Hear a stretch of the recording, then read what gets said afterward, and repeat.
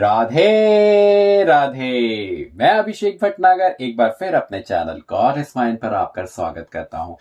मैं मान सकता हूं कि आपने कल का अध्याय जरूर सुना होगा, क्योंकि कल का अध्याय सुनना बहुत आवश्यक है आज के अध्याय पे आगे जाने के लिए कि किस तरीके से ध्रुव जी ने अपना एक लक्ष्य मानकर अपने घर से निकल जाते हैं और भगवान को पाने के लिए आगे बढ़ जाते हैं। और उसी अध्याय में हमने कल आपको बताया था कि किस तरीके से अपने बच्चों के आसपास बहुत अच्छा व्यवहार करें और उनके आसपास ऐसा माहौल रखें कि वो आपके इतने ज्यादा सरल हो जाए, आपके पास इतने आराम से कोई भी बात यदि कोई उसको उनको गलत बोलता है, सबसे पहले आकर आपको बताएं और उस बात का निवारण जानें। यह बहुत आवश्यक है। चलिए अब आज की बात आगे करते हैं और जानते हैं किस तरह से ध्रुव जी अपने लक्ष्य को पा जाते हैं और किस तरीके से वो आगे एक ध्रुव तारा बन जाते हैं। तो आगे कल हमने आपको बताया था ध्रुव जी घर से निकल चुके थे और अब उनको नारद जी मिल गए थे और अब आगे क्या होता है। तो ध्रुव जी फिर ऐसा बोलते हैं कि मैं क्षत्रिय का बेटा हूं, अब नारायण जी का दर्शन किए बिना फिर कर अपने घर से नहीं जाऊंगा। जब नारद जी ने देखा कि यह लड़का परमेश्वर की भक्ति में सच्चा है और ज्ञान सिखाने के योग्य है, तब नारद मुनि ने ध्रुव जी से कहा, हे बेटा, तुझे और तेरे ज्ञान को बहुत धन्य है। हम तेरी परीक्षा लेते थे, अब तुझको नारायण जी के मिलने का मार्ग दिखलाते हैं। तू यहाँ से मथुरापुरी में जाकर यमुना के किनारे, जहाँ श्री कृष्ण जी त्रिलोकीनाथ आठों पहर रहते हैं, कुश का आसन बिछाकर उत्तर मुंह बैठकर नारायण जी का ध्यान करना। नित्य यमुना जी में त्रिकाल स्नान करना और वहां नहाने से तेरे जन्म जन्मांतर के सब पाप छूट जाएंगे। उनका स्वरूप इस तरह का है। यह भगवान के स्वरूप के बारे में नारद जी बता रहे हैं अब ध्रुव भक्त को, ताकि वो अपने ध्यान में इस तरीके का स्वरूप ला सके।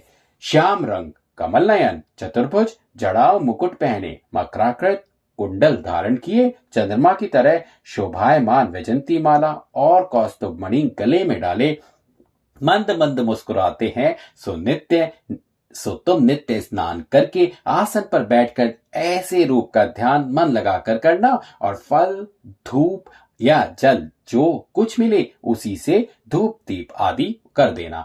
12 अक्षर का मंत्र नारद मुनि ने ध्रुव जी को उपदेश करके कहा कि इसी मंत्र को जपना, भोजन कम करना, पानी थोड़ा पीना। श्री नारायण जी दयालु होकर तुझको जरूर दर्शन देंगे और तेरी कामना जरूर पूरी करेंगे। तू इतनी बड़ी पदवी को पहुंचेगा। भारी भजन करने से संसार और परलोक दोनों तरह का सुख मिलता है। ध्रुव जी ने नारायण जी का स्वरूप, ध्यान व मंत्र नारद मुनि से सुनकर बहुत प्रसन्न होकर कहा, आपने बड़ी दया करके परमेश्वर के मिलने का सहज मार्ग मुझे दिखला दिया।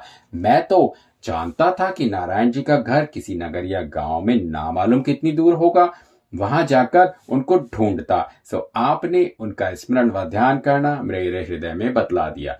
देखिए कितना मासूम मन था। यही आजकल के बच्चों का भी हाल होता है। उन्हें कुछ नहीं पता। बच्चे तो मासूम होते हैं, कच्चे घड़े होते हैं। तो जिस तरीके का ज्ञान उनके आसपास से उनको मिलता चला जाएगा, वही ज्ञान वो अपने दिमाग में रखेंगे या अपने मस्तिष्क में रखेंगे। अब आप एक बात सोचिए, यदि आजकल के बच्चे जिस तरीके से कार्टून नेटवर्क आता है या फिर बहुत सारे कार्टून होते हैं, उनको वो जानते हैं, उनसे वो सीखते हैं, अपनी नॉलेज उसी से बढ़ाते हैं। अब आप सोचिए वो नॉलेज कितनी खतरनाक है, क्योंकि कई माँ बाप ऐसे होते हैं या फिर बहुत सारे माँ बाप ऐसे होते हैं जो कि अपने बच्चों को उनके टीवी के ऊपर छोड़ देते हैं कि वो जैसा चाहें वैसा अपने टीवी पे देखते रहें, क्योंकि आजकल इतने चैनल आ चुके हैं, माँ बाप इतने बिजी हो चुके हैं, इतने व्यस्त हो चुके हैं कि उनको बस ये लगता है कि बच्चा अपना मन लगाए रहे और हम अपना काम करते रहें। यही सहज मालूम होता है माँ बाप को या फिर उनके केयर टेकर को, जिस किसी को भी। यदि आप केयर टेकर भी रखते हैं वह भी यही सोचेगा, क्योंकि आजकल जितना मैं जानता हूं शहरों में हर किसी का जीवन इतना व्यस्त है और महंगाई इतनी ज्यादा हो चुकी है कि आज के समय में मतलब पिता और माता दोनों ही कार्य करते हैं और ज्यादातर करके एक केयर टेकर को घर में रख देते हैं। तो आपको क्या लगता है कि वो केयर टेकर आपके बच्चे की बहुत अच्छे से मदद कर रहा होगा या उसको अच्छा जीवन दे रहा होगा?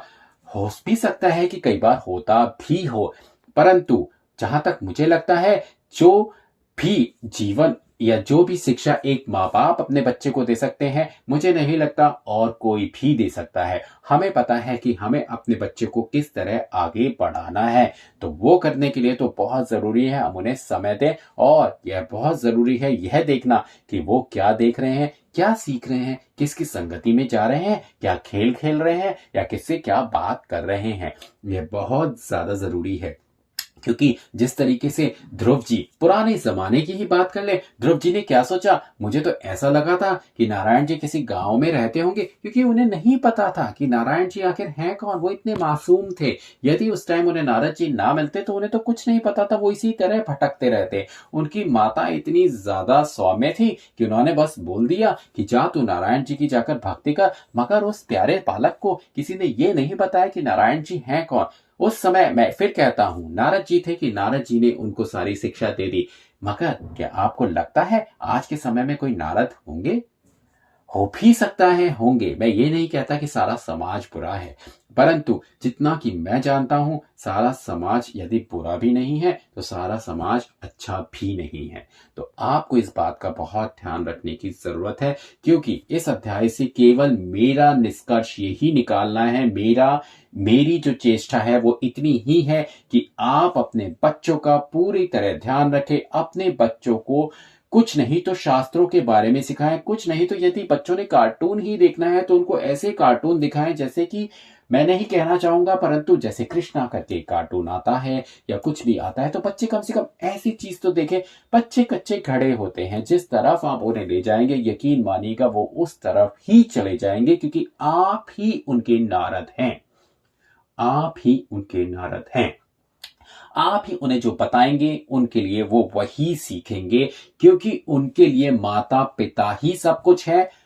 अगर बच्चे कच्चे घड़े हैं जब तक, जब बच्चों को ज्ञान आना शुरू हो जाता है तब तो वो कहीं से भी ज्ञान लेना शुरू कर देंगे। तब आप फिर यदि उन तक पहुंचना भी चाहेंगे तो आप नहीं पहुंच पाएंगे। इसीलिए बहुत जरूरी है आप शुरुआत से ही, जब उनकी नींव से ही उनको इस तरीके का ज्ञान देना शुरू करें कि बच्चों का मन कहीं और ना भागे और बच्चे सुविचार के साथ अपने जीवन को अच्छा बनाए, एक दृढ़ निश्चय वाला बनाए, यानी जो भी करूंगा अच्छा ही करूंगा, और उनको हर बात का डर जरूर हो, यदि मैं ये काम गलत करूंगा तो इसका ये परिणाम होगा। एक बहुत छोटी सी बात बताता हूं जो कि मैं अपने घर में अपने बच्चों के साथ करता हूं। जिस तरह से खाने को लेकर उनको आदर करना सिखाना चाहिए, बच्चों को यह बताना चाहिए, जैसे मेरी दादी मुझे बताती थी कि एक किसान अपने जब गेहूं की या चावल की उपज उगाता है तो एक एक दाने का ध्यान रखते हुए वो हर एक दाने का ध्यान रखता है कि किस तरीके से उसमें से एक एक दाना निकालता है, तो उसके लिए वो एक एक दाना बहुत ही ज्यादा महत्वपूर्ण होता है। और हम क्या करते हैं, हमारे घर में यदि थाली के अंदर खाना परोसा जाता है तो बच्चे का मन होता है तो कहता है नहीं मम्मी या नहीं माता जी, बस इतना ही खाऊंगा, बाकी मैं नहीं खाऊंगा। और माता जी पुत्र के प्रेम में कहती है चलो बेटा कोई नहीं, आपने जितना खाना है उतना ही खा लो। अभी तो क्या ये नहीं करना चाहिए कि जितना कि बच्चे को चेष्टा हो, जितना बच्चे का मन हो उतना ही खाना थाली में परोसा जाए, और बच्चे को ये कहा जाए बेटा जितना थाली में खाना है उतना आपको समाप्त करना है या फिनिश करना है। ये बहुत जरूरी बात है जो मैं आपको बता रहा हूं, क्योंकि उनको ये बात बताना बहुत जरूरी है। जैसे मुझे याद है, जैसे मेरी दादी ने मुझे ये ज्ञान सिखाया था, एक किसान के लिए कितना महत्वपूर्ण होता है, कितने संघर्ष के साथ वो एक फसल उगाता है, और कितने संघर्ष के साथ जब वो हमारी थाली के अंदर वो भोजन आता है तो हम कितनी आसानी से उसको बोल देते हैं बस इतना ही खाना है, बाकी हम फेंक देंगे। ये बहुत गलत बात है। बच्चों को ये ज्ञान देना बहुत ज्यादा महत्वपूर्ण है कि अन्न का आदर करें, अन्न का आदर करें, जो भी ले जितना भी ले उसको समाप्त करें, उसको खाएं। ये बहुत महत्वपूर्ण है कि इस तरीके का ज्ञान बच्चों को जरूर दें, क्योंकि बच्चे ने अगर वो ज्ञान जिंदगी अपने बचपन में ले लिया, यकीन मानिएगा वो आगे जाने तक वो वैसा ही करेगा जिस तरह मैं करता हूं। मैं अपनी थाली में कुछ नहीं छोड़ता, क्योंकि मुझे बचपन से इसी तरह सिखाया गया है। इस ज्ञान को जरूर लीजिएगा। अब आज के अध्याय को पूरा करते हैं, नहीं तो आप बोलेंगे हम किस बात में लग गए। आगे चलते हैं। ये बात कहकर ध्रुव नारद मुनि को दंडवत करके मथुरा को चले गए और नारद जी ने वहां से राजा उत्तानपाद के पास आकर क्या देखा कि राजा और ध्रुव की माता दोनों रोते और चिंता करते हुए आपस में कहते हैं कि हम लोगों ने अपने 5 वर्ष के बालक को, जो बहुत ज्ञान नहीं रखता था, तप करने का उपदेश देकर वन में भेज दिया। ना मालूम यह बेचारा कहाँ गया और उसकी क्या गति हुई। बड़े बड़े योगीश्वर और ज्ञानियों को परमेश्वर का मिलना कठिन है, उस बालक का ज्ञान को भगवान किस तरह मिलेंगे। अब यहाँ पे मैं ध्रुव जी की माता के बारे में कहना चाहूंगा कि आवेश में आकर उन्होंने ये बात तो ध्रुव जी को बोल दी कि जा तू नारायण जी के पास चला जा, मगर बाद में आकर उनको यह एहसास होता है कि मैंने अपने बच्चे को गलत बोल दिया। आवेश में आकर कई बार हम ऐसी बात तो जो कर जाते हैं जिसके लिए हमें बाद में पछताना पड़ता है। इसीलिए आवेश का भी ध्यान रखें। आवेश में रहते हुए ये जरूर सोचें कि क्या हम जो इस वक्त बोल रहे हैं, क्या वो हमें बाद में भारी तो नहीं पड़ने वाला है। इसका भी ध्यान रखिएगा, ये आपके लिए जरूरी है। आप अपने बच्चों के साथ किस तरह का व्यवहार करें उसलिए जरूरी है। आगे बढ़ते हैं। राजा अपनी छोटी रानी पर क्रोध करके कहते थे कि तू कठोर वचन कहकर मेरे बेटे को वनवास दी। नारद जी के पहुंचने पर राजा ने दंडवत करके बड़े सम्मान से उनको बैठाकर पूछा, महाराज आप कहां से आते हैं। नारद मुनि ने कहा कि हम अपना हाल पीछे से कहेंगे, पर इस समय तुमको बड़ी चिंता में देखते हैं, इसका कारण कहो। राजा बोले, हे मुनिनाथ, मेरी छोटी रानी ने मेरे पुत्र ध्रुव को, जो अज्ञान बालक था, ऐसे कठोर बात कही कि वह दुखित होकर ना जाने कहां चला गया। सो हम उसी शोक में व्याकुल हैं। ना मालूम उस बालक की क्या दशा हुई होगी, कोई शेर व भालू आदि उसे खा लेगा। अब यह भी कितनी गलत बात है उत्तानपाद की। जिस समय उसकी छोटी रानी उसके बेटे को इस तरह बात कह रही थी, क्या उस समय उन्हें यह ध्यान नहीं था कि बच्चे का मन तो बहुत शालीन होता है। क्या उसके दिमाग में यह बात नहीं लगी कि उसके मस्तिष्क में जाकर यह बात नहीं बैठेगी। तो कहते हैं ना, अब पछताए होत क्या जब चिड़िया चुग गई खेत। अब क्या फायदा जब ध्रुव जी ऑलरेडी घर से जा चुके हैं। तो याद रखिएगा, इस बात को मैं बार बार बोल रहा हूं, अपने बच्चों के आसपास का माहौल ध्यान रखें और अपने बच्चों को बात किसी भी आवेश में ना बोले, क्योंकि आपको नहीं पता आज के बच्चे तो बहुत ही एडवांस है। उनके दिमाग में पता नहीं क्या क्या आ जाता है कि यदि, मुझे तो ये भी देखा है, ड्रीम लैंड अपने दिमाग में ड्रीम लैंड बना लेते हैं, परियों का देश बना लेते हैं, तो वो कुछ भी कर सकते हैं। तो याद रखिएगा, इस बात को बार बार कह रहा हूं। मुझसे बड़ी भूल हुई जो स्त्री के वश होकर उसका निरादर किया। यह बात सुनकर नारद जी बोले, हे राजा, तुम अपना चित्त उदास मत करो। तुम्हारा बेटा मुझे मार्ग में मिला था, मैंने उसको बहुत समझाया कि तू अपने घर मेरे साथ लौट चल, परंतु उसने नहीं माना। तब मैंने देखा कि परमेश्वर के तप व स्मरण में इसका सच्चा प्रेम है। तब हमने उसको नारायण जी के मिलने का उपाय बतलाकर मथुरा की तरफ भेज दिया। अब तुम उसकी चिंता ना करो, वह ऐसी पदवी को पहुंचेगा कि आज तक तुम्हारे पुरखों को भी प्राप्त नहीं हुई। ध्रुव नारायण जी की शरण में गया है, अब उसको कोई दुख नहीं दे सकता। पर तुमने अपनी अज्ञानता से स्त्री के वश होकर पुत्र का निरादर किया। नारद जी यह बात कहकर ब्रह्मलोक को चले गए और राजा को नारद मुनि के कहने से धैर्य हुआ, पर उनका मन ध्रुव की तरफ लगा रहता था, राज्य काज्य में नहीं लगता था। ध्रुव मथुरा में जाकर यमुना के किनारे कुश के आसन पर बैठकर नारद जी की आज्ञा अनुसार परमेश्वर का तप व स्मरण करने लगे। वह पहले जो तीसरे दिन एक समय भोजन करते थे, 1 महीने तक इस तरह नियम रखकर उसके उपरांत 7वें दिन थोड़ा सा खाने लगे। फिर 3 महीने तक वृक्ष की पत्ती खाकर रहे। चौथे महीने में पत्ती खाना भी त्याग कर केवल पानी पीकर रहे। 5वें महीने में पानी पीना भी छोड़कर जितनी हवा मुंह में जाती थी उसी के आहार पर रहे। 5 महीने तक एक पैर से खड़े होकर उसी मंत्र को जपते हुए नारायण जी के स्वरूप का ध्यान किए। सो ध्रुव जी का शरीर लकड़ी के समान सूख गया, परंतु उनका मुखारविंद सूर्य की तरह चमकने लगा। 6वें महीने ध्रुव जी मुंह बंद करके परमेश्वर के ध्यान में ऐसे लवलीन हुए कि उनका अंतःकरण श्याम सुंदर के स्वरूप में भर गया। श्वास लेने की जगह भी ना रही। जब ध्रुव जी ने इस तरह तप करके अपनी श्वास को रोक लिया, तब तीनों लोकों में हवा का चलना बंद हो गया।